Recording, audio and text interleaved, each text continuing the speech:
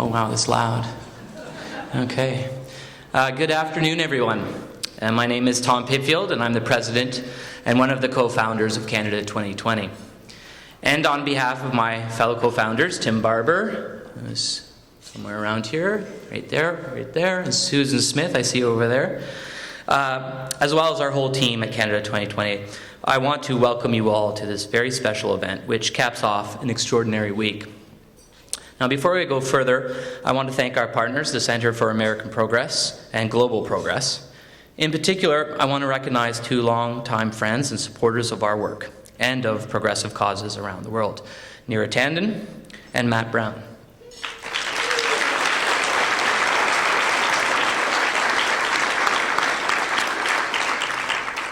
I am also pleased to announce that in September this year, 2020 in CAP will continue the conversation we start today by hosting a Global Progress Summit in Canada.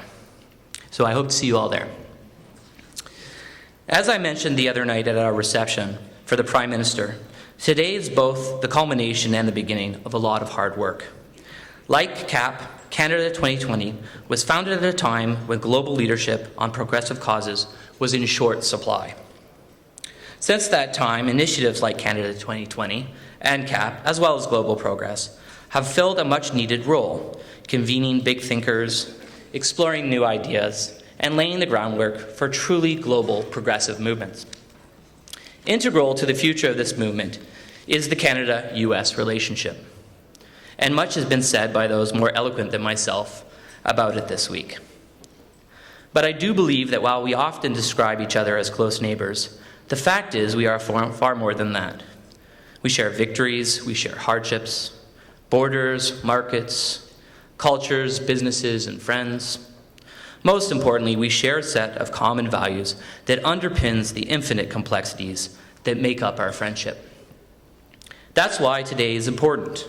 We get to explore some of these shared principles in much the same way we have over the past 10 years. But we also have an opportunity to discuss ways that we can turn these ideas into real and meaningful change. Now, you have to remember that when the Prime Minister was considering his run for leadership of his party, it was not like the primary-based bi-party systems you have here. His prize would be the leadership of a party in turmoil that was running a distant third behind the governing Conservatives and another progressive party. So he just didn't need to win the support of his party's base. He needed to reunite the entire progressive community in Canada, and that's a big community. But here we are now. The challenges we face together are immense, but Prime Minister Trudeau's example has already demonstrated that there are no limits to what we can achieve together with truly positive, inclusive, and hopeful leadership. So I, for one, am more optimistic than ever before about the future of both our countries, our people, and the global progressive movement. Ladies and gentlemen, please welcome to the stage the Right Honourable Prime Minister Justin Trudeau.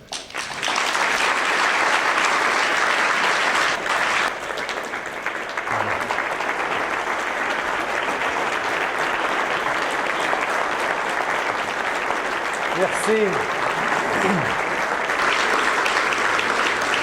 Merci tout le monde. Thank you, Tom, for your kind introduction and mostly for your friendship. We've been working together on this for many, many years, but building a positive vision for the future between ourselves for decades now. And the fact that we're now working so hard together and having an impact on so many people is really a testament to both your support of me and from time to time my support of you. So it's great to see it all come together. I'd also like to thank Canada 2020, the Centre for American Progress and Global Progress for hosting this event today. Together, you challenge leaders in business, in politics, and in our own communities to live up to the progressive ideals that have defined our two countries since their founding. I appreciate the opportunity to talk about some of those ideals today. But before I do that, I want to take a moment to reflect on the last few days. It's been an incredibly important time for me, for Sophie, for our entire delegation. There are parts of this visit like this that are undeniably fun. I mean, last night's state dinner was just wonderful. It was a coming together of friends who had much in common, much to celebrate, and not just at the head table, but across and throughout the room. But other parts of it feel a little more personal. The visit to Arlington this morning to lay wreaths at the tomb of the unknown soldier was very powerful and moving. Equally moving was visiting the Canadian Cross of Sacrifice, a tribute to the many American citizens who died while serving in the Canadian Armed Forces during the First World War, the Second World War, and the Korean War. The U.S. and Canada both owe a great debt to the men and women who served their respective countries, and as we know, highlight yet again the interchange, the flow, the coordinated, cooperative engagement that we've had so many times on an individual and a collective basis over the years. And of course, we've had a very productive visit. We came here to get things done. And on that front, I think our time in Washington has been a tremendous success.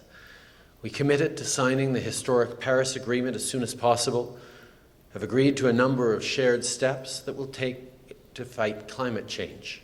We will facilitate the movement of people and goods across our shared, secured border by ratifying the pre-clearance agreement and extending pre-clearance services to new locations in Canada. And we announced a new partnership to build a sustainable Arctic economy. Je suis fier des progrès que nous avons accomplis dans ces dossiers parce qu'ils comptent pour les Canadiens et que je sais qu'ils comptent aussi pour les Américains. Alors que nous nous tournons vers l'avenir, nous voyons l'occasion de laisser à nos enfants et à nos petits-enfants un monde meilleur que celui qui nous a été légué par nos parents. Mais, par-dessus tout, nous savons que nous en avons la responsabilité. Bien sûr, cela nous mène à une question évidente. Comment le ferons-nous? Comment y arriverons-nous? Or, j'ai jamais prétendu d'avoir toutes les réponses, mais lorsque Global Progress m'a demandé mon point de vue à ce sujet pour leur nouvelle publication, j'ai été heureux d'avoir la chance de partager mes idées. I think there are 4 things that stand out in particular as essential to the future success of progressive politics in Canada, in the US, and beyond. First, real progress demands an inclusive economic vision that gives all citizens a real and fair chance at success. It's why we made a middle-class tax cut a central part of our election platform and why it's been our #1 priority since forming government. Second, progressive leaders need to promise greater openness and transparency, and they need to deliver on that promise. This might involve structural change like electoral reform, or it might mean adopting a more consultative approach to governing. However they manifest, openness and transparency are no longer simply optional for progressive governments. Third, progressive voices around the world must do more to encourage innovation, not as an end goal, but as a means to extend the ladder of opportunity to more people. As I said at the World Economic Forum in Davos, technology is poised to deliver spectacular progress. But if we're not careful, it could also deliver more unemployment and greater inequality. The outcome will be determined by the leadership we show and the choices we make. And fourth, no progressive movement can succeed if it doesn't embrace the fundamental truth that diversity is strength. Canadians know this.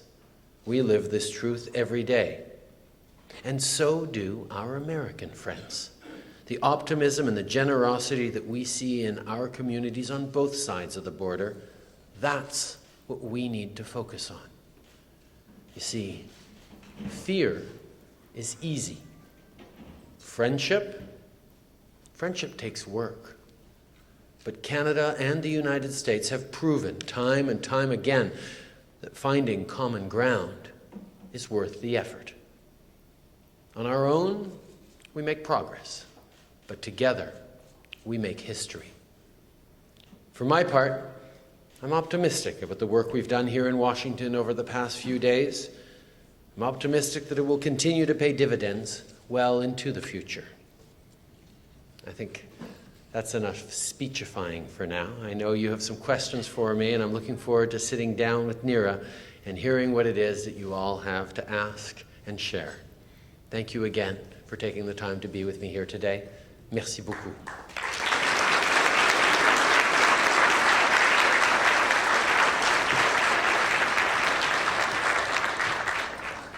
Thank you so much, Mr. Prime Minister.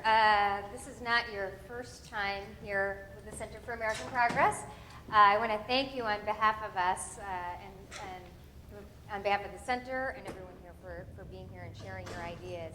But I did want to remind folks, a couple of years ago, we had our 10th anniversary conference, and you spoke there, and something you said really resonates with what we're talking about today. You said, candidates on the end of the spectrum can do well when people are voting against things.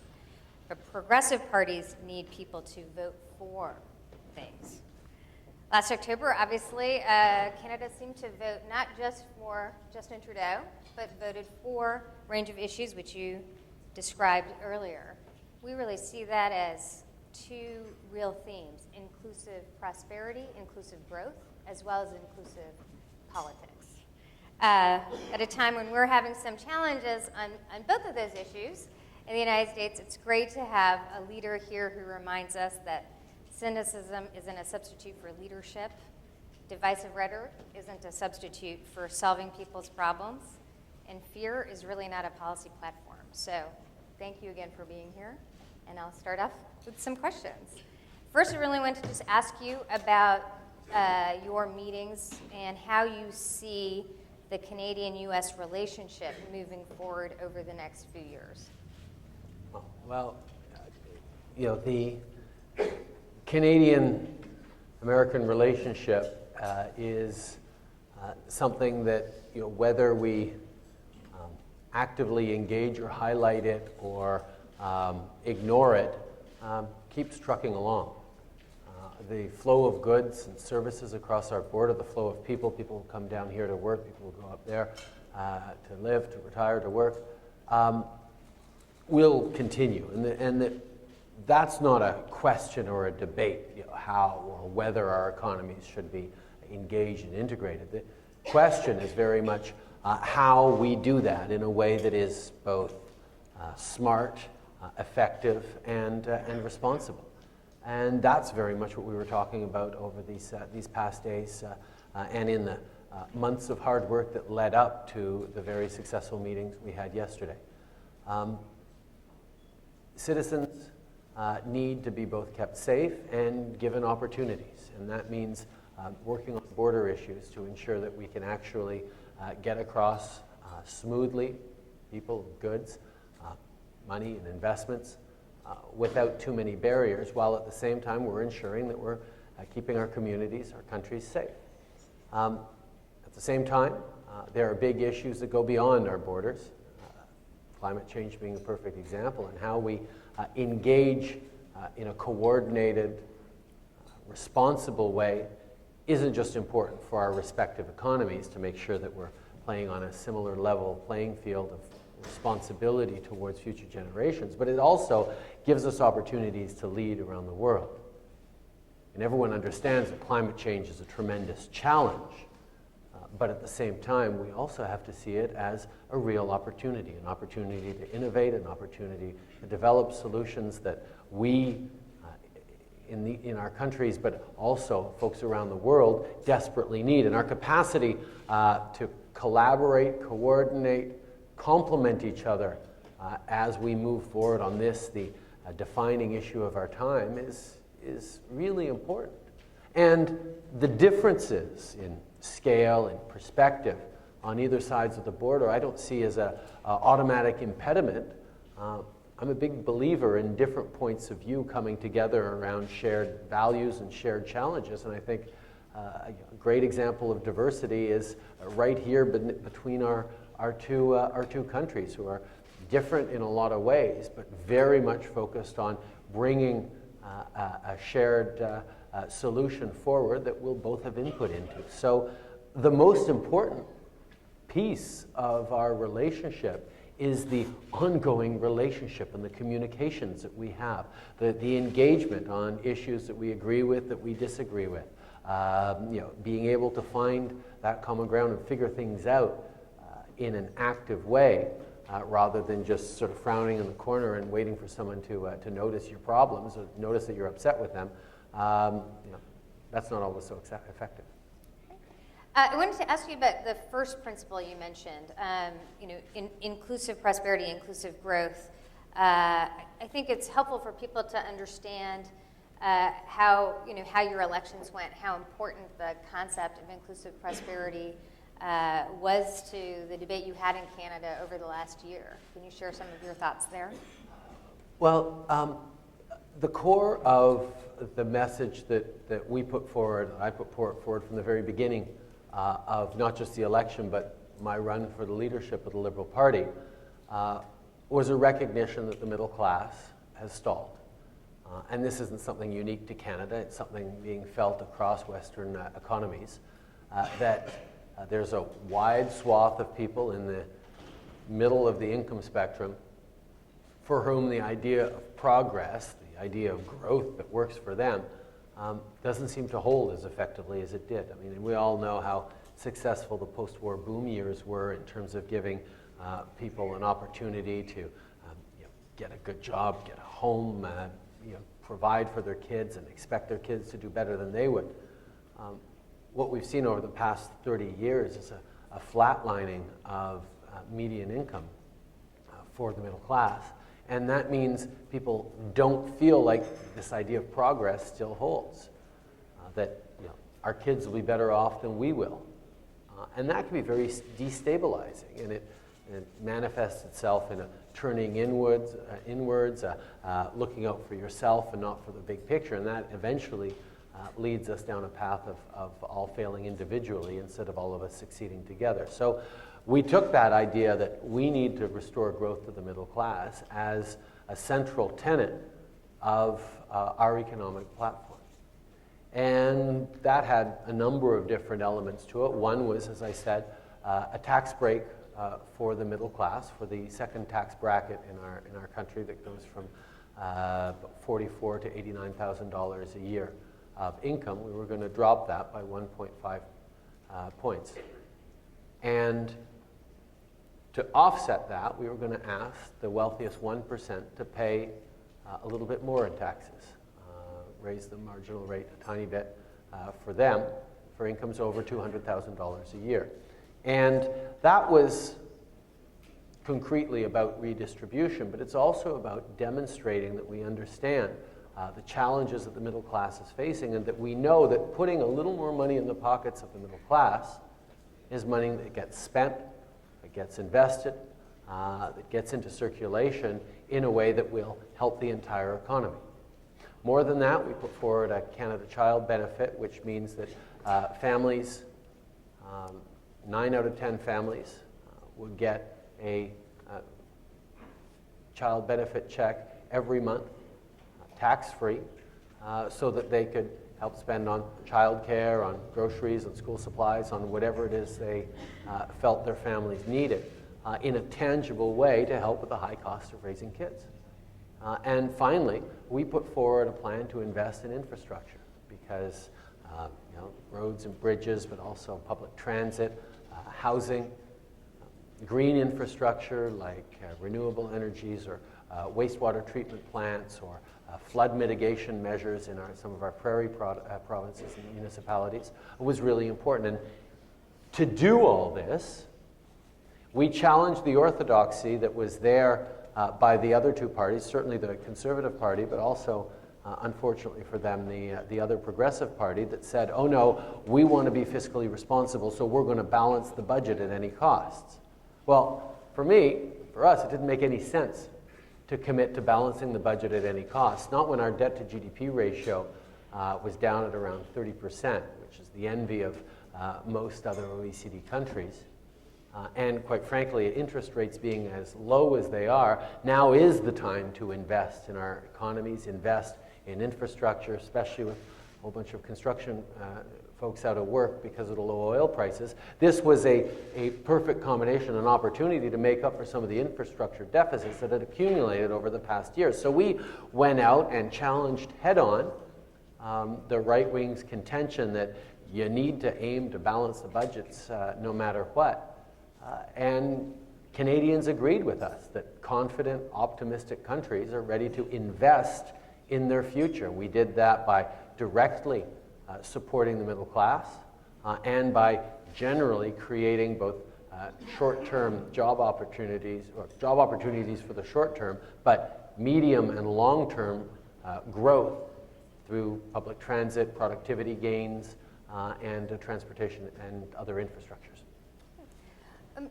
Just following up on that, you talk about the connection between people having a sense of the future, economic prosperity in the future, and some of the anxieties that they're feeling. Right now, we're seeing around the world, not just in the United States, but a response to challenging economic times of a rise of very conservative, even right-wing populism, not just in the United States, but obviously in France and the UK, parties that are much more hyper-nationalistic, one could argue xenophobic. How do you see your response and the response of progressives as an answer to those challenges? Well, first of all, you have to understand, if there's a rise of people being angry and willing to point fingers at others for their problems, you can't just tell them they're wrong. You have to look at why is that anxiety there? Where is those concerns? Where is that fear? Where is that anger coming from?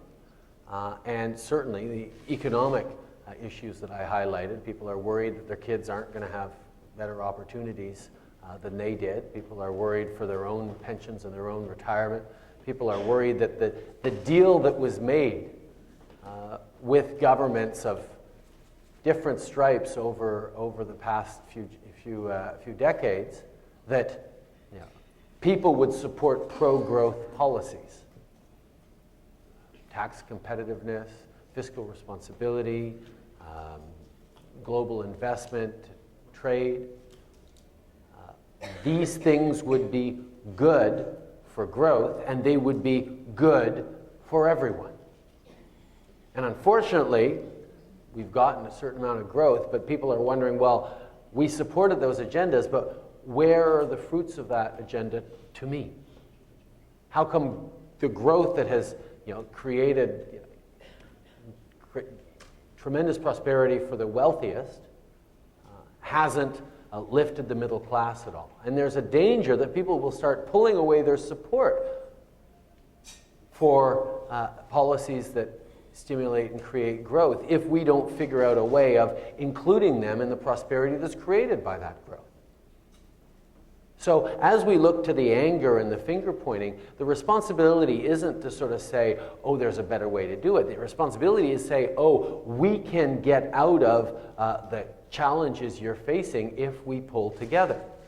And therefore highlighting, for example, that the 25,000 Syrian refugees we're bringing over isn't just about doing the right thing or helping a crisis overseas, which of course it is in part. But it's also about strengthening our communities, bringing over families who will get jobs and build and create and contribute and create better futures for their kids than they could have anywhere else in the world, or certainly than they could have back home. And therefore, with their hard work, with their delight at the opportunities we're handing them, they're going to boost our economy as well and remind us and give us a better perspective on the world that will be very useful in the coming years. And Canadians got that.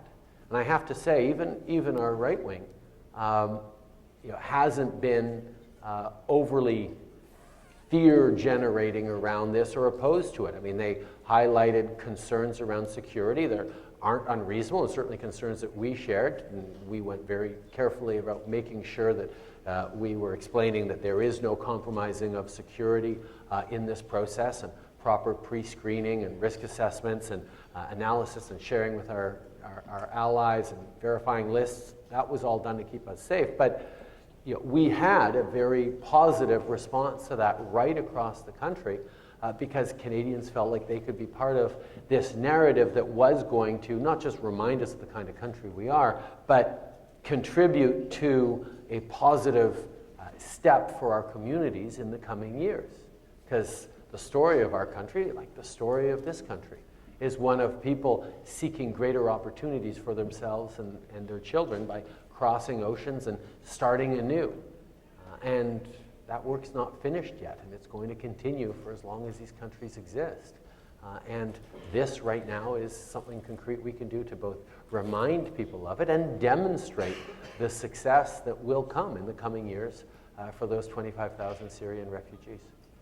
Just following up on that issue, you've talked about the connection between diversity and inclusive policies, inclusive political parties, gender, other issues, and economic success. Could you highlight for us some of those issues beyond your position on refugees? It's startling how Canada's response has been much more uniform on issues of immigrants writ large, not just the refugees. Well, I think one of the things around sort of the political decisioning we had to take, and you know, we had been through a number of electoral cycles where the right wing in Canada very effectively destroyed two of our previous leaders through the very careful application of negative advertising, attack ads, character attacks that left a sense that tough campaigning and attack ads and negativity and division and targeting your right subgroups to get elected was really the most efficient way of doing politics. It's Rovian politics, but it's very effective.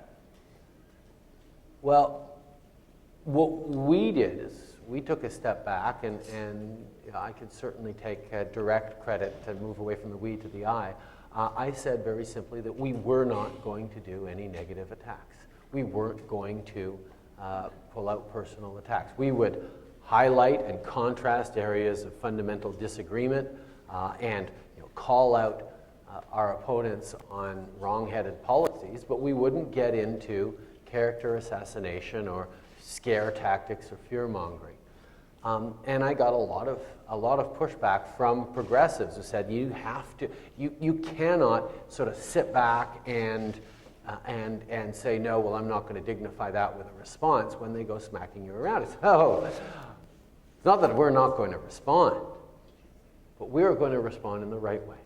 And what I had heard from Canadians across the country is, we don't like negative attacks, but they work.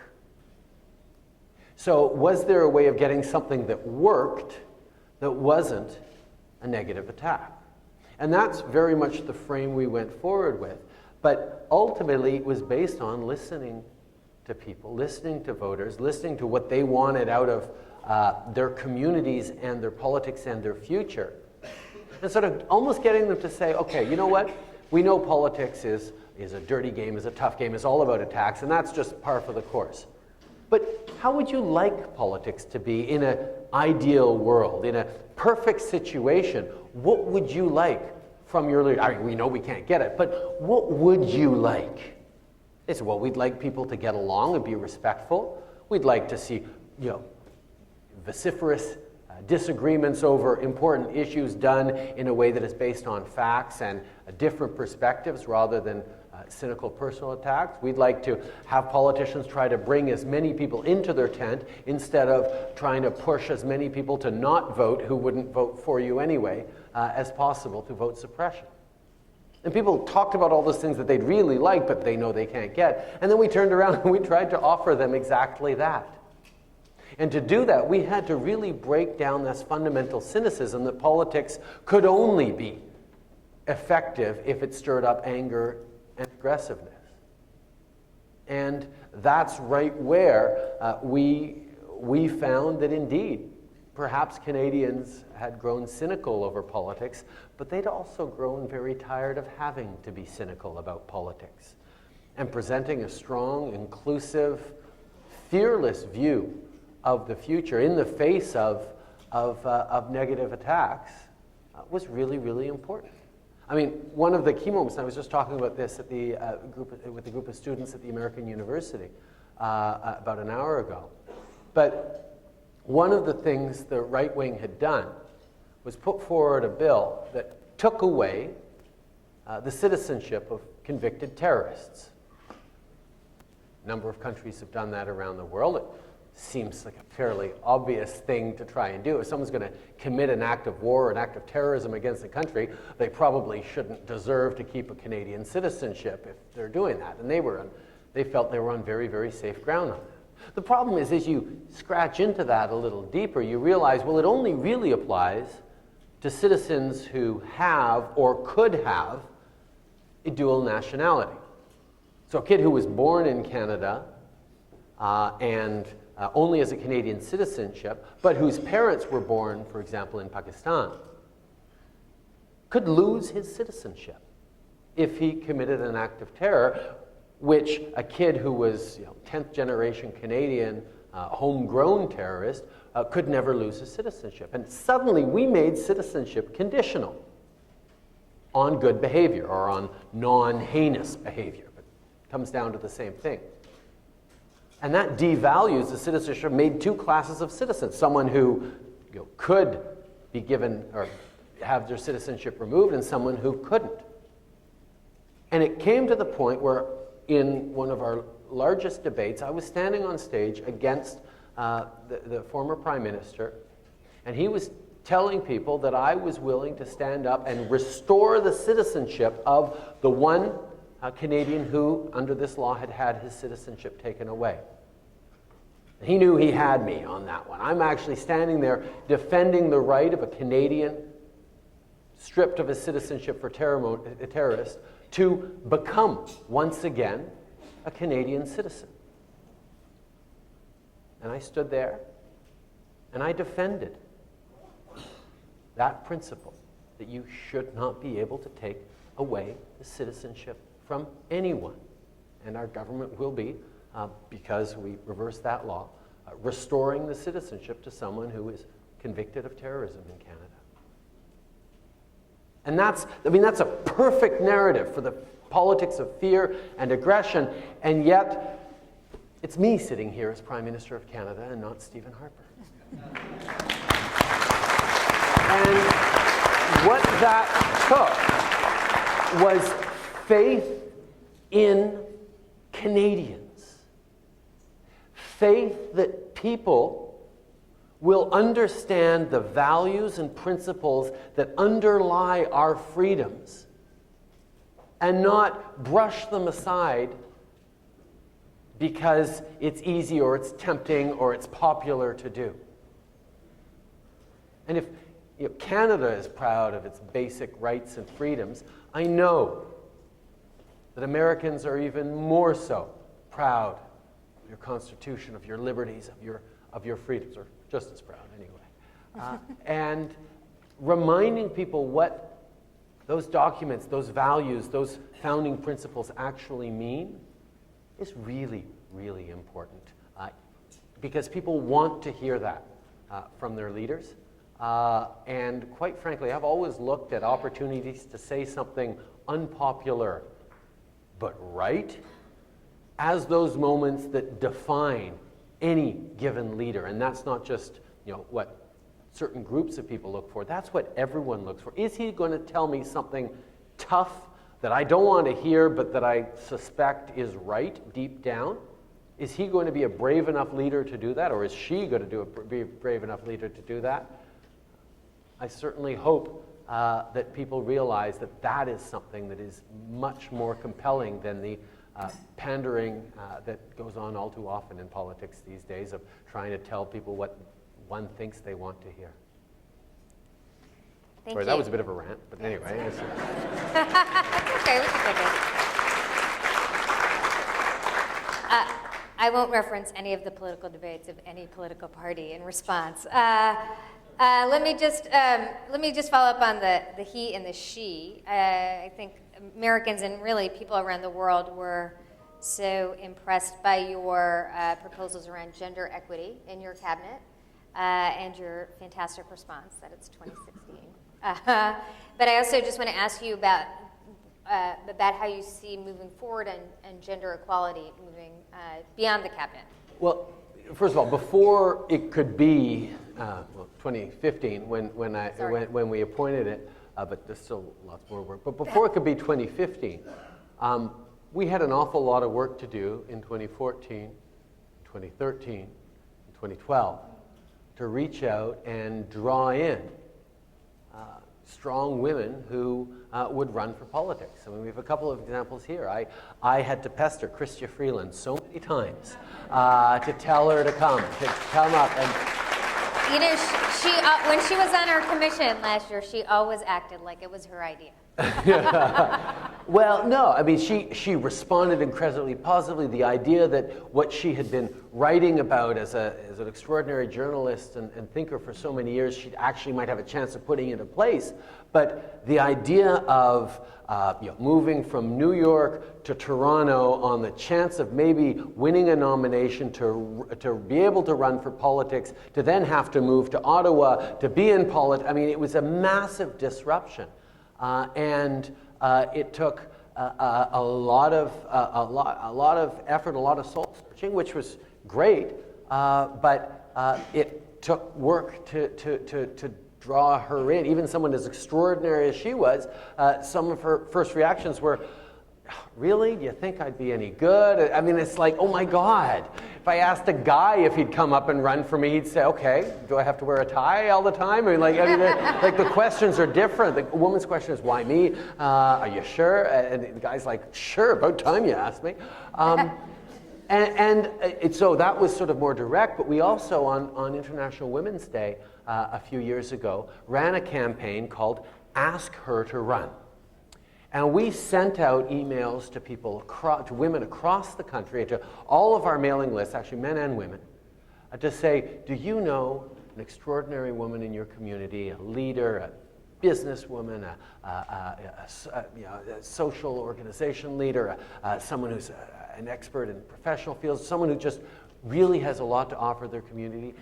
Can you go and ask that woman if she would run for politics, if she'll come and run for the Liberal Party? Ask her to run.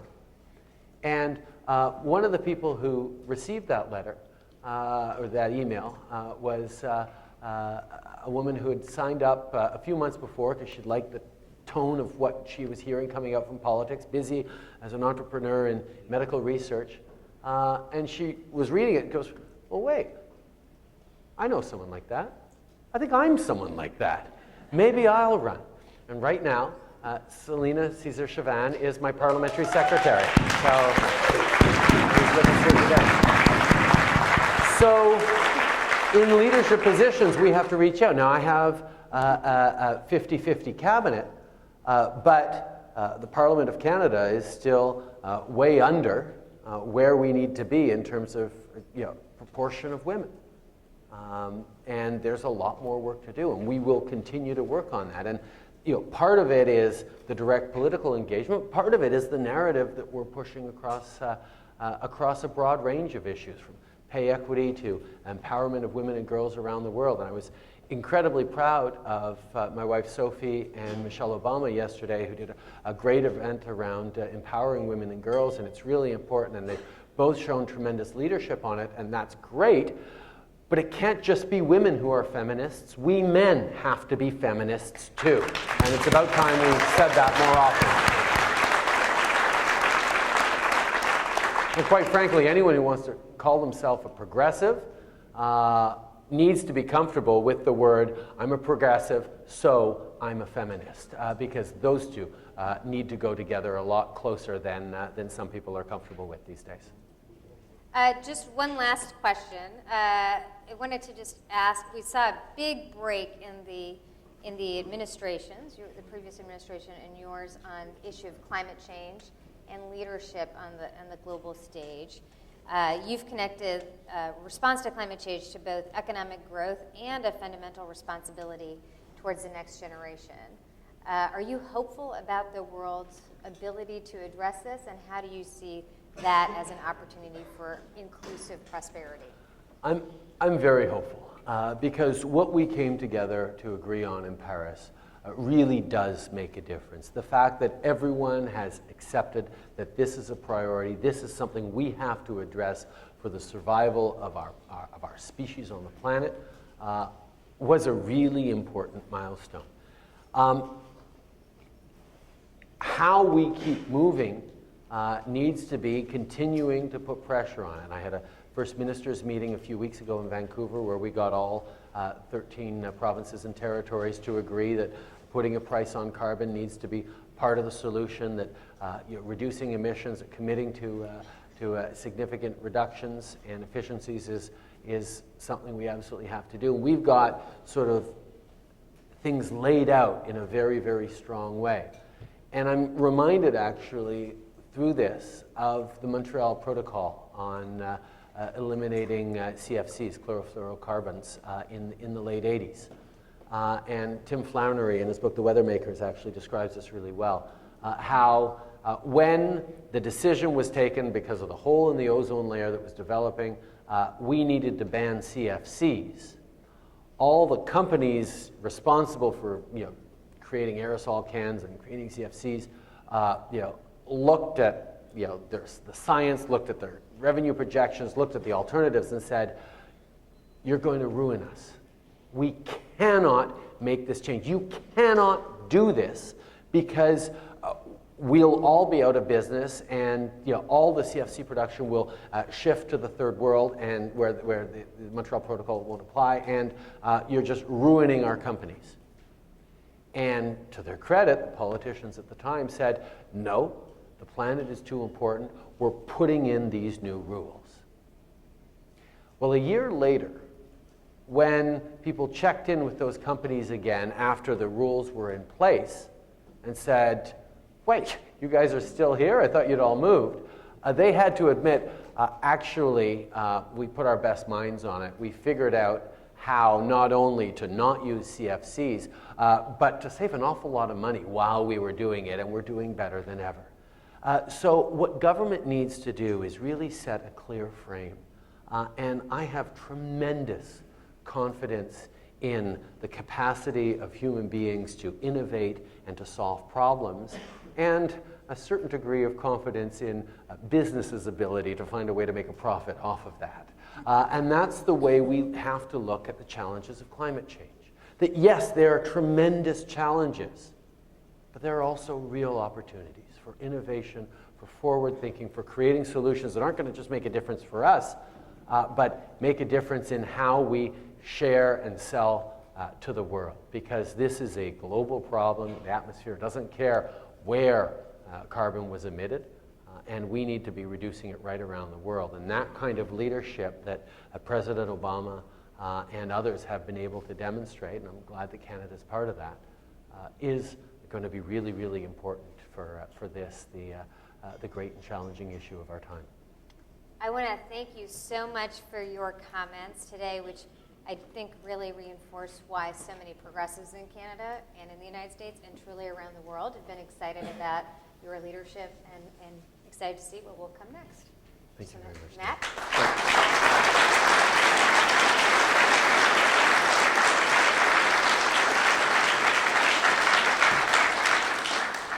Thank you, Prime Minister. My name is Matt Brown. I'm a senior fellow at the Center for American Progress, where I run the Global Progress Program, which helped convene this. I have the unfortunate honor of disappointing everybody in this room by saying that we've reached the end of the program, and so we're going to have to draw things to a close. Before I do that, I would just like to say a few thank yous.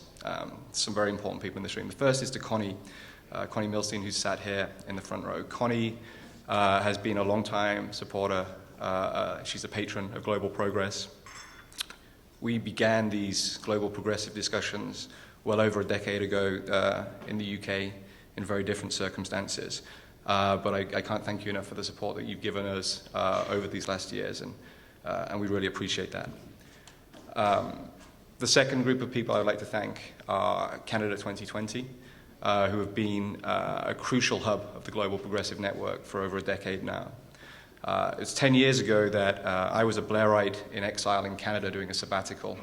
And the Liberal Party of Canada had suffered a dramatic defeat in the elections, and Tim Barber and I and Tom Pitfield were sat in Chateau Laurier sort of scratching our heads and thinking, well, where do we go from here? And it's been a decade of hope and a lot of hard work that have led us back to, I think, what is the cusp of a new era of progressive governance, one that I am sure will provide opportunities for us to see the visions and the values that we cherish so dearly be turned into actual realities for the people who need it most. So thank you guys for all the work that you've done restoring progressive leadership in Canada. I know it couldn't have happened without you, and we all truly appreciate that. And the final person I would like to thank, of course, is the Prime Minister. It's not always that people that you work with on progressive visions honor that friendship when they take office.